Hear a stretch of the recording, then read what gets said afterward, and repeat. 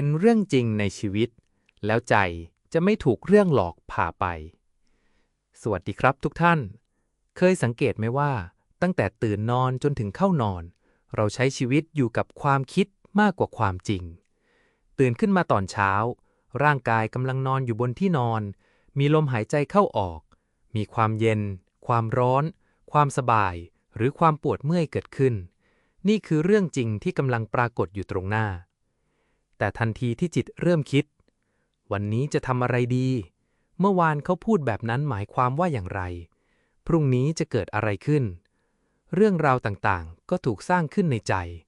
นี่คือเรื่องหลอกหรือสิ่งที่จิตปรุงแต่งขึ้นมาพระพุทธเจ้าทรงสอนให้เรามีสติ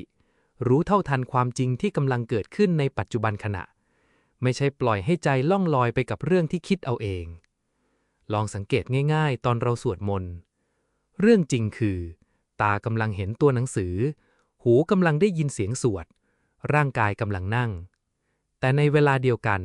เรื่องหลอกก็เกิดขึ้นเช่นคิดเรื่องงานคิดเรื่องครอบครัวคิดถึงอดีตหรือวางแผนอนาคตบางครั้งเราสวดมนต์จบไปหลายบทแต่ไม่รู้เลยว่าสวดอะไรเพราะใจไม่ได้อยู่กับความจริงตรงหน้าชีวิตของคนเราก็เป็นแบบนี้ความทุกข์จำนวนมากไม่ได้เกิดจากเหตุการณ์ที่เกิดขึ้นจริงแต่เกิดจากความคิดที่เราสร้างต่อเติมขึ้นมามีคนพูดคำหนึ่งกับเราเรื่องจริงคือเสียงนั้นผ่านเข้าหูแล้วจบไปแต่เรื่องหลอกคือเรานำมาคิดซ้ำคิดวนโกรธน้อยใจหรือกังวลอยู่หลายวันความทุกข์จึงไม่ได้อยู่ที่คำพูดนั้น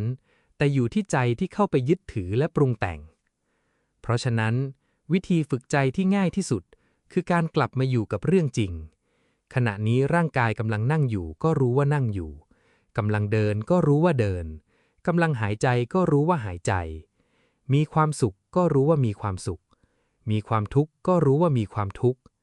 ไม่ต้องรีบแก้ไม่ต้องรีบผลักไสแค่รู้ตามที่มันเป็นเมื่อสติเริ่มทำงานเราจะเห็นว่าทุกสิ่งล้วนเกิดขึ้นตั้งอยู่และดับไปความโกรธมาแล้วก็ไปความสุขมาแล้วก็ไปความกังวลมาแล้วก็ไปไม่มีอะไรเป็นของเราอย่างแท้จริงยิ่งเห็นความจริงบ่อยเท่าไหร่ใจก็ยิ่งหลุดออกจากเรื่องหลอกมากขึ้นเท่านั้นวันนี้ลองเริ่มต้นง่ายๆตั้งแต่วินาทีที่ฟังจบหยุดสักครู่แล้วถามตัวเองว่าตอนนี้เรื่องจริงคืออะไรถ้าทำได้บ่อยๆสติจะค่อยๆเติบโตปัญญาจะค่อยๆเกิดขึ้นแล้วเราจะค้นพบว่าความสงบที่ตามหาไม่ได้อยู่ที่ไหนไกลแต่อยู่ในความสามารถที่จะเห็นความจริงของกายและใจในปัจจุบันขณะนี้เองขอให้ทุกท่านมีสติรู้ทันเรื่องจริงและไม่หลงไปกับเรื่องหลอก